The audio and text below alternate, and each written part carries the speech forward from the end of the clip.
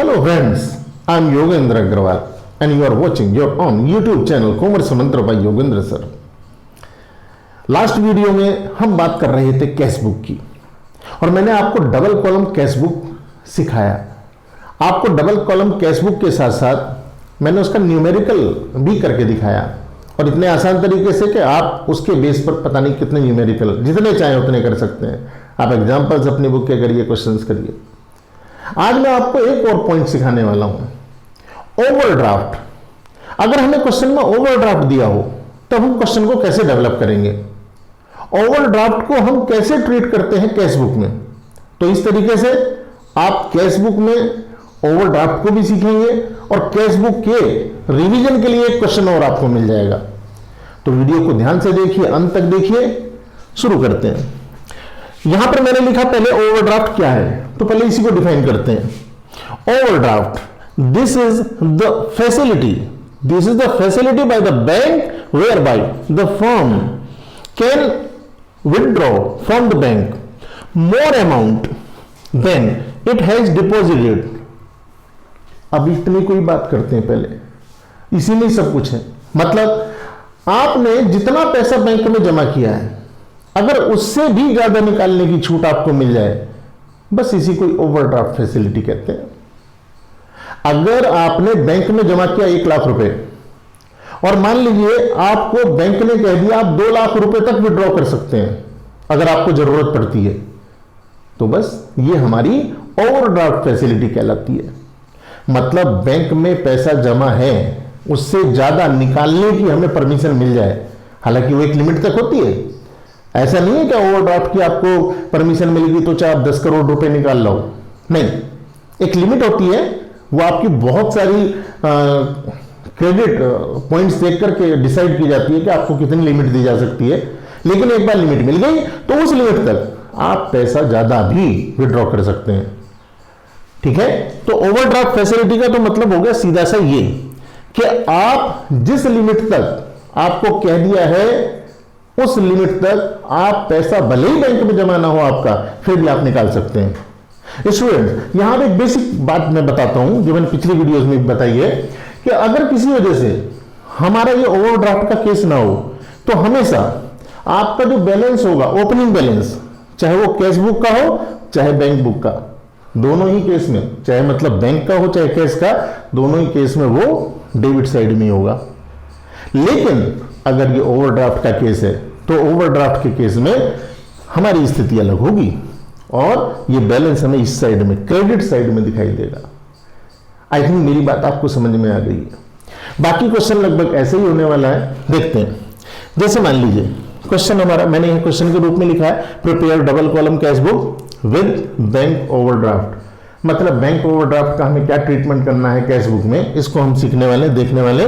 हमें यहां पर दे रखा है अप्रैल 1 कैश इन हैंड 7,500। तो हमें पता है अप्रैल 1 को 7,500 टू बैलेंस ब्रॉट डाउन। ये LF का कॉलम है, ब्लैंक रहेगा और यहां पर हम लिखेंगे 7,500 रुपए। इसके बाद हमें दे रखा है 1 अप्रैल को ही बैंक ओवरड्राफ्ट। बैंक ओवरड्राफ्ट मतलब ये डेबिट साइड का बैलेंस नहीं है, बस इतना से ही ध्यान रखना है, बाकी क्वेश्चन तो हो ही जाएगा। इसका मतलब ये इस साइड में आएगा भाई, बाई बैलेंस ब्रॉट डाउन। और कौन से कॉलम में आएगा, बैंक के कॉलम में आएगा। कितना है, ये है 35,000। आई थिंक मेरी बात समझ में आ गई है। इसके बाद में हमारा नेक्स्ट अप्रैल 2 को पेड वेजेस। मैंने क्या नियम बताया है, बहुत आसान तरीके से बता रखा है भाई। अगर कुछ भी ट्रांजेक्शन, कोई भी ट्रांजेक्शन हमारे कैश या बैंक के बैलेंस को कम करती है तो इस साइड में, अगर हमारे कैश या बैंक के बैलेंस को ट्रांजैक्शन बढ़ाती है तो इस साइड में। अब देखो वेजेस पेमेंट की मतलब हमारे पास से पैसा गया है, यानी कि हमारा बैलेंस कम हुआ है, तो इसका मतलब ये इस साइड का ट्रांजैक्शन है। ये अप्रैल 2 की बात है। तो बाई वेजेस अकाउंट 2,000 रुपए। आई थिंक आसान है। इसके बाद में नेक्स्ट ट्रांजैक्शन है कैश सेल 70,000 रुपए की। जब हम सेल करेंगे तो हमारे पास पैसा आएगा, जितना पैसा पहले से हमारे पास है वो इंक्रीज हो जाएगा। तो ये ट्रांजैक्शन कैसी हुई, इसने हमारा कैश इंक्रीज कर दिया है, इसका मतलब ये इस साइड में आने वाली ट्रांजैक्शन है। तो 5th ऑफ अप्रैल को यहां क्या लिख दें, टू सेल अकाउंट, कितना 70,000 रुपीज। इसके बाद में next transaction 10th of April को कैश डिपॉजिटेड इनटू बैंक, हमने 40,000 रुपए का कैश बैंक में जमा कर दिया। अब फिर से वही ट्रांजैक्शन आ गई है, कैश भी इन्वॉल्व है, बैंक भी इन्वॉल्व है। कैश हमने बैंक में जमा किया तो इससे बैंक हमारा इंक्रीज हो जाएगा, लेकिन कैश डिक्रीज होगा। तो जो डिक्रीज होगा पहले उसकी बात कर लेते हैं। डिक्रीज होगा तो इस साइड का आइटम है, इसका मतलब हमारा ट्रांजैक्शन है कैश डिपॉजिटेड विद बैंक, हमने ये इनटू बैंक, हमने बैंक में 10 तारीख में 40,000 रुपए जमा कर दिए, तो हमारा कैश कम हो गया हमारे पास से। इसका मतलब यहां 40,000 हम लिख देंगे। और क्या लिखेंगे यहां ट्रांजैक्शन में, हमने यहां कैश कॉलम में लिखा है, मतलब बाय बैंक अकाउंट। इसके बाद यही ट्रांजैक्शन, चूंकि इसमें बैंक भी इन्वॉल्व है, कैश हमारा कम हुआ इसलिए यहां लिख दिया, लेकिन बैंक हमारा बढ़ गया है, और बैंक अगर बढ़ गया है तो टू कैश अकाउंट ऐसे हम लिखेंगे। और बैंक के कॉलम में कितना लिख देंगे, 40,000 रुपीज। अब मैंने लास्ट वीडियो में क्या बताया था, अगर ऐसी कोई ट्रांजैक्शन है जिसमें बैंक भी इन्वॉल्व है, जिसमें कैश भी इन्वॉल्व है, तो उसे हम सी से डिनोट करते हैं। और वो सी कहां लिखते हैं, लेजर फोलियो में। इसका मतलब यहां हम लिख देंगे सी। आई थिंक बात समझ में आ गई होगी भाई। तो ये सी का पूरा फुल फॉर्म क्या है, कॉन्ट्रा। तो ये एक्चुअली कॉन्ट्रा एंट्री है, इसलिए हम यहां सी लिख करके ये बताते हैं कि इस ट्रांजैक्शन में कैश भी इन्वॉल्व है और बैंक भी इन्वॉल्व है, दोनों चीजें एक ही ट्रांजैक्शन में। इसके बाद next transaction 15th of April को गुड्स परचेज्ड अगेंस्ट चेक 20,000 का, हमने 20,000 रुपए का गुड्स परचेज किया, लेकिन चेक देकर किया। इसका मतलब कैश हमारा कोई फर्क नहीं पड़ा, लेकिन बैंक हमारा कम हो गया है, बैंक में हमारा अमाउंट कम हो जाएगा। तो भाई 15th ऑफ अप्रैल को हम क्या कर दें, बाई परचेज अकाउंट, यहां पर लिख दिया हमने परचेज अकाउंट। कितना, गुड्स परचेज 20,000, तो बैंक से 20,000 हमारे हो गए कम। आई होप बात समझ में आ गई होगी। सिंपल एंट्री है बिल्कुल। Paid rent 20th of April को, 20 अप्रैल को हमने रेंट पेमेंट कर दिया, कितने का, 5,000 रुपए का। अगर 5,000 रुपए का रेंट पेमेंट करेंगे और कुछ नहीं लिखा, इसका मतलब कैश में किया होगा, इसका मतलब कैश हमारा कम हो गया है। कम हो गया तो इधर आएगा। अब ये बात आपको रटने की जरूरत नहीं है कि कैश, वेजेस, एक्सपेंसेस सब इधर आते हैं, इनकम इधर आती है, नहीं नहीं, एक लाइन में आप याद करिए बस कि अगर ट्रांजैक्शन ने हमारा डिक्रीज किया अमाउंट तो इधर, और इंक्रीज किया तो इधर, चाहे कैश का हो चाहे बैंक का हो। तो वही हमने रेंट पेमेंट कर दिया है 20 अप्रैल को, तो बाई रेंट अकाउंट कितने रुपए का है, 5,000 रुपए, तो 5,000 हमारे कैश में कम हो जाएंगे। Next transaction 25th of April, Drew from bank for personal use. Personal use के लिए 4,000 रुपए निकालनी है, बैंक से निकालने, तो बैंक हमारा कम हो गया होगा, तो बैंक कम होने पर हम इधर ही लिखेंगे इस ट्रांजैक्शन को। कितने रुपए से, 4,000 से। आई होप बात समझ में आ गई होगी। लेकिन टाइटल क्या डालें भाई, तो हम पता है जब हम पर्सनल यूज के लिए कैश निकालते हैं तो उसे ड्राइंग कहते हैं, तो हम यहां लिखेंगे ड्राइंग अकाउंट। बेहद आसान है भाई, ड्राइंग अकाउंट, कोई टेंशन की जरूरत नहीं। लास्ट एंट्री सैलरी पेड 10,000, हमने सैलरी का पेमेंट कर दिया, 30 तारीख में सैलरी का पेमेंट कर दिया है, महीने का लास्ट डेट है, तो 30 तारीख में जब हम सैलरी का पेमेंट करेंगे पैसे कम हो जाएंगे, यानी कि कैश हमारा कम हो जाएगा, मतलब इस साइड का आइटम है भाई। तो यहां पर इस साइड में हम लिख देते हैं by salary account, by salary account, कितना, 10,000 रुपीज।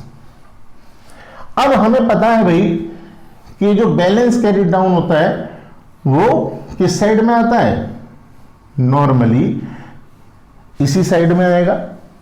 लेकिन अगर ओवरड्राफ्ट का केस है तो ओवरड्राफ्ट के केस में ये इस साइड में पहुंच जाता है, डेबिट साइड में पहुंच जाता है। मतलब अब देखते हैं, हमें पहले से ही पता है कि कैश का तो ये टोटल ज्यादा होगा और बैंक का इस साइड का टोटल ज्यादा होगा। पहले बैंक का कर लेते हैं। बैंक में कितना टोटल आ रहा है भाई, देखो 35,000, 20,000, कितना हो गया, अब ये 4,000, 30, 50, 59,000 हो गया भाई। ये हमारा हो गया 59,000। तो लेजर बनाने का नियम क्या है, हम यहां जो बड़ा अमाउंट होता है उसको लिख लेते हैं 59,000। आई होप बात समझ में आ गई होगी।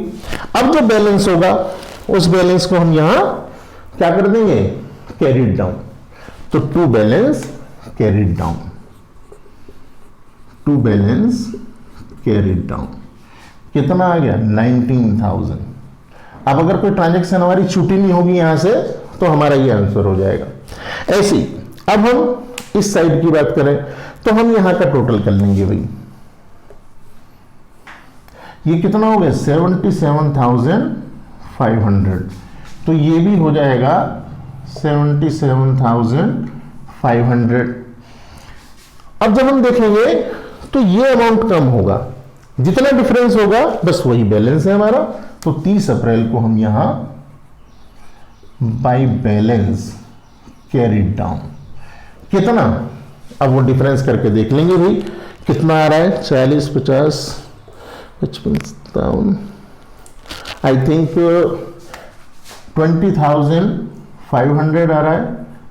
देख लेंगे, ये तो टोटलिंग का विषय है लेकिन शायद इतना ही आ रहा है, रफ टोटल मैंने किया 20,500। तो बैलेंस हमारा कैश का तो आ गया इस साइड में और हमारा जो बैंक वाला बैलेंस है वो आ गया इस साइड में। देख लेंगे अगर टोटलिंग में कुछ दिक्कत नहीं होगी तो यहां पर डेबिट साइड में बैलेंस है, यहां पर क्रेडिट साइड में बैलेंस है।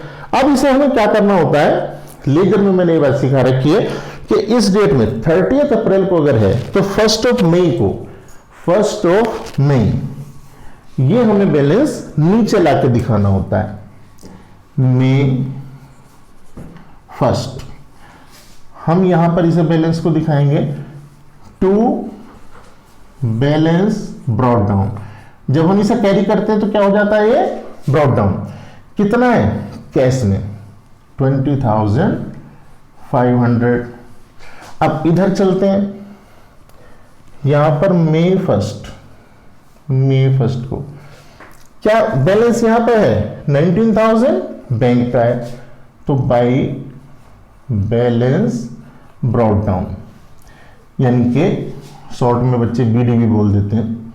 यहां कितना हो गया है 19,000। और इस तरीके से क्वेश्चन कंप्लीट हो जाएगा भाई। बैंक ओवरड्राफ्ट का छोटा सा असर था, इसमें हमें बैलेंसेस देखने थे बस कि किस साइड में आएगा। दूसरा मुझे आपको बैंक ओवरड्राफ्ट सिखाना था। तो फ्रेंड्स, अगर आपको ये वीडियो पसंद आई है तो आप इसे लाइक कीजिए, ज्यादा से ज्यादा शेयर कीजिए। और अगर आप इस चैनल पर नए हैं तो सिस्टमेटिक स्टडी के लिए, कंसेप्ट वाइज स्टडी के लिए हमारे चैनल को सब्सक्राइब कीजिए। Thank you for watching.